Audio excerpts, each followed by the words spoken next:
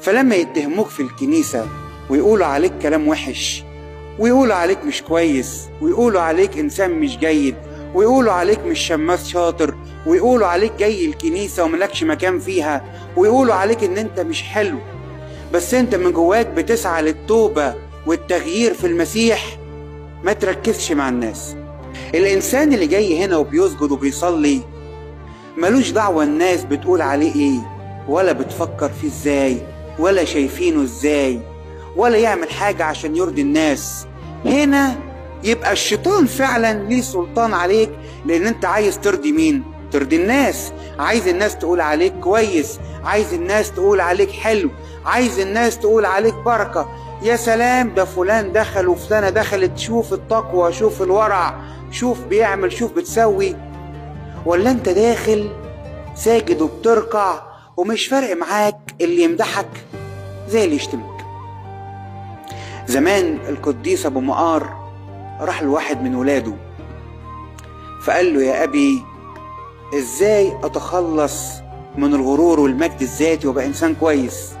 فقال له: يا ابني، خد شوية حجارة وروح على المقابر وارجم الموت وقول لهم انتوا وحشين وانتوا اشرار وانتوا وانتوا وانتوا. فراح هذا الراهب عمل كده، قال له: يا ابني ردوا عليك؟ قال له: لا يا ابي، ما ردوش. قال له: طب عايزك تروح بقى وتمدحهم، تقول لهم ده انتوا قديسين، ده انتوا حلوين، ده انتوا ابرار، ده انتوا في الملكوت. راح ورجع لابوه ابو مقار: ردوا عليك يا ابني؟ قال له: لا يا ابي، ما ردوش عليا.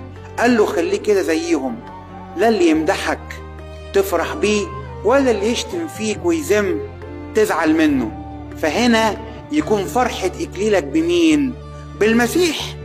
طول ما احنا منتظرين من البشر مدح أو كرامة، أو منتظرين منهم إن هم ما يذموناش، يبقى احنا منتظرين مجد الكرامة من مين؟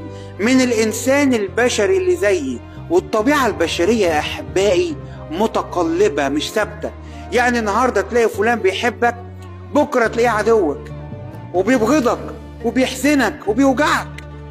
عارفين ليه دايما بنقارن المسيح بالناس اللي حوالينا؟ عشان دايما منتظرين من المسيح احيانا يعاملنا بفكر البشر. انا غلطت غلطة فانا منتظر العقاب الالهي. ده كده مش اله ولا سيد ولا رب ولا اب. انت بتتكلم عن سيد قاسي ماسك كرباج واقف عشان يجلدك. المسيح بابا، السيد، الهي وحبيبي يسوع المسيح اللي عايز خلاصي ونجاتي.